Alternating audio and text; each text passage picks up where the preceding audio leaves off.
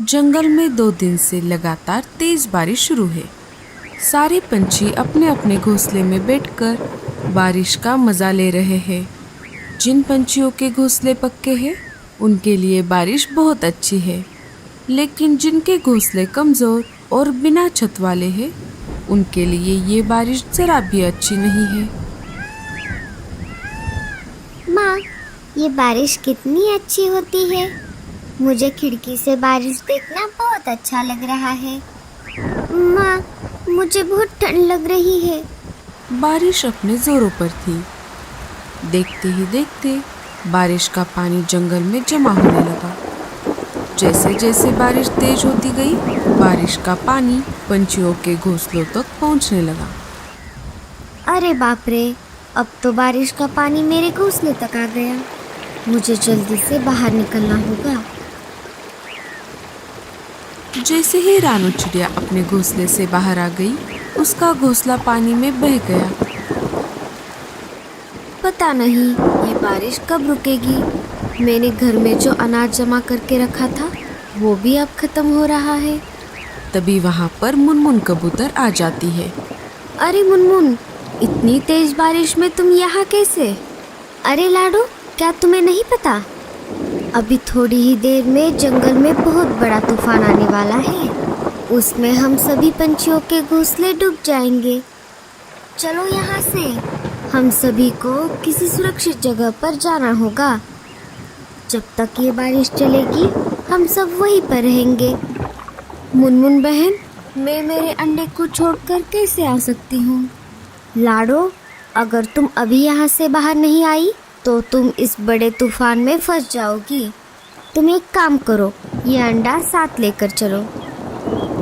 थोड़ी ही देर में लाडू के भी घोंसले में पानी जमा होने लगता है। अरे बाप रे, अब तो हमें बाहर निकलना ही पड़ेगा। लाडो अपने अंडे को अपने पंजों में पकड़कर घोंसले से बाहर आ जाती है। जैसे ही दोनों बाहर आ गई, घोंसला बाढ़ की पानी में बह गया। अरे बाप रे, अच्छा हुआ हम समय रहते ही बाहर आ गए। कालू कौवा भी अपने घोंसले से बाहर आ गया था। कालू कौवा लाडो और मुनमुन के पास आ ही रहा था। तभी लाडो के पंजों से अंडा फिसल जाता है और बाढ़ की पानी में गिर जाता है। जैसे ही कालू ने देखा कि अंडा पानी में गिर गया है, कालू उसे पकड़ने के लिए बाढ़ की पानी में कूद जाता है। कालू ने अंडे को पानी से बाहर निकालने की बहुत कोशिश की, लेकिन पानी का बहाव बहुत ज़्यादा था। देखते ही देखते अंडा बहुत दूर चला जाता है। कालू कौवा लाडो के पास आ जाता है। मुझे माफ कर दो लाडो, मैं तुम्हारे अंडे को नहीं बचा पाया। जब तक बारिश चलती रही, सारे पंछी जंगल के बाहर वाले एक गुफा में रहने लगे। कुछ दिनों बाद बारिश कम हो गई। जंगल में बाढ़ का पानी भी धीरे धीरे उतरने लगा। एक एक करके पंछी जंगल में वापस आने लगे और अपना अपना घोंसला फिर से बनाकर रहने लगे। अरे मेरे बेटे, क्या हुआ? मम्मा, दूसरे जंगल से हमारे जंगल में एक नया पंछी का बच्चा हमारे साथ खेलने के लिए आता है। हम दोनों दोस्त बन गए थे, लेकिन आज उसने मेरे साथ झगड़ा किया और मुझे मारा भी। अरे अरे, कौन है वो बदमाश बच्चा जिसने मेरे लाडले बेटे को मारा? चल मेरे साथ, मैं अभी उसे बताती हूँ। नहीं मम्मा, वो मेरे साथ झगड़ा करके अपने जंगल लौट गया। जग्गू मेरे बेटे, तुम चिंता मत करो। अब इस बार वो बदमाश बच्चा जंगल में वापस आएगा। मैं उसका अच्छे से समाचार लूंगी। दूसरे दिन वो बच्चा फिर से जंगल में वापस आ जाता है। आज वो जग्गू के बजाय टुन्ना के साथ खेल रहा था। तभी वहाँ पर गोरी और जग्गू आ जाते हैं। मम्मा, यही है वो जिसने मेरे साथ कल झगड़ा किया था। क्यों रे बदमाश, एक तो तू दूसरे जंगल से आता है और हमारे बच्चों के साथ झगड़ा करता है। क्यों मारा मेरे बेटे को? नहीं आंटी, मैंने आपके बेटे को नहीं मारा। उल्टा उसी ने मेरे साथ कल झगड़ा किया और मुझे मारा। ये देखिए, मेरे सिर पर चोट भी आ गई है। मम्मा, ये झूठ बोल रहा है। तुम्हारे माँ बाप कहाँ है? मुझे उनके पास लेकर चलो, मैं उनसे तुम्हारी शिकायत करती हूँ। मेरे माँ बाप नहीं है, मुझे बचपन से मेरी दादी ने संभाला है। अब तुम इस जंगल में खेलने के लिए नहीं आओगे। चलो जाओ यहाँ से, भागो यहाँ से। तभी वहाँ पर लाडो चिड़िया आ जाती है। अरे अरे गोरी, तुम क्यों इस बेचारे को डांट रही हो? बेचारा और ये? अरे लाडो बहन, तुम्हें नहीं पता, ये दूसरे जंगल से आकर हमारे जंगल के बच्चों के साथ झगड़ा कर रहा है, हमारे बच्चों को मार रहा है। क्या तुम ऐसा कर रहे हो? नहीं नहीं आंटी, मैं ऐसा नहीं करता। उल्टा इस जंगल के लड़के मेरे साथ बुरा बर्ताव करते हैं। मैं जिस जंगल में रहता हूँ वहाँ पर मेरा कोई दोस्त नहीं है, इसलिए मैं यहाँ पर आता हूँ। जग्गू, चलो यहाँ से, अब तुम इस बदमाश बच्चे के साथ नहीं खेलोगे। गोरी और जग्गू वहाँ से चले जाते हैं। तभी वहाँ पर कालू कौवा आ जाता है। अरे लाडो, तुम यहाँ पर क्या कर रही हो? क्या तुम्हें अपना नया घोंसला नहीं बनाना? मैं लकड़ियाँ लाने के लिए बाहर आई हूँ कालू भैया। तभी कालू की नजर उस बच्चे पर पड़ जाती है। कालू एक बार के लिए उस बच्चे को देखता है और एक बार के लिए लाडो की तरफ देखता है। अरे कालू भैया, क्या हो गया? कहाँ खो गए? लाडो, तुमने ये बच्चा देखा? ये बिल्कुल तुम्हारी तरह दिखता है।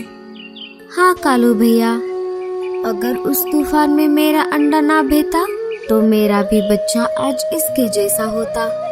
दोनों बात कर ही रहे थे, तभी पेड़ की एक डाली टूटकर उस बच्चे के ऊपर गिरने ही वाली होती है। तभी लाडो उस बच्चे को वहाँ से हटाकर खुद उस डाली के नीचे आ जाती है। लाडो डाली के नीचे फंस जाती है। अरे बाप रे, ये क्या हो गया? लाडो रुको, मैं अभी मदद लेकर आता हूँ। कालू वहाँ से मदद लाने के लिए चला जाता है। तभी वहाँ पर उस बच्चे की दादी आ जाती है। अरे टीलू, तुम कहाँ थे इतनी देर से? मैंने तुम्हें कहाँ कहाँ नहीं ढूंढा। चलो अब घर चलो। दादी, वो सब छोड़ो, पहले इन आंटी को इस डाली से बाहर निकालो, वो इसके नीचे फंस गई है। दादी लाडो के ऊपर से वो डाली हटा देती है। अरे चिड़िया, तुम इस डाली के नीचे कैसे फंस गई? दादी, ये डाली मुझ पे गिरने वाली थी, लेकिन मुझे बचाने के चक्कर में ये डाली इन्होंने अपने ऊपर ली। तुम्हारा बहुत बहुत शुक्रिया चिड़िया, तुम्हारी वजह से आज मेरे टीलू की जान बच गई। कोई बात नहीं, ये तो मेरा फर्ज था। दादी, एक बात बताइए, आपको ये चिड़िया का बच्चा कहाँ पर मिला? अभी कुछ महीने पहले जब तेज बारिश हुई थी, उसके साथ साथ तूफान भी आया था। इस जंगल में जो नदी बहती है, वो नदी मैं जहाँ पर रहती हूँ वहाँ से भी गुजरती है। मैं उसी नदी के पास एक कुटिया में रहती हूँ।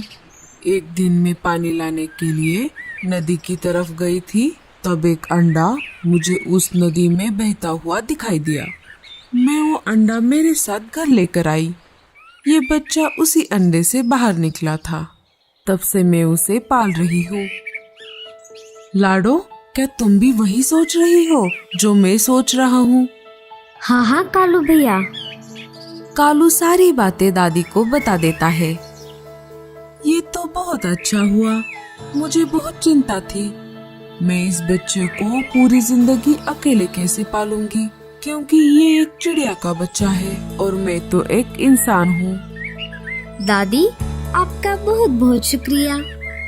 आपकी वजह से मुझे मेरा खोया हुआ बेटा वापस मिल गया। टीलू भी अपने माँ से मिलकर बहुत खुश हुआ था।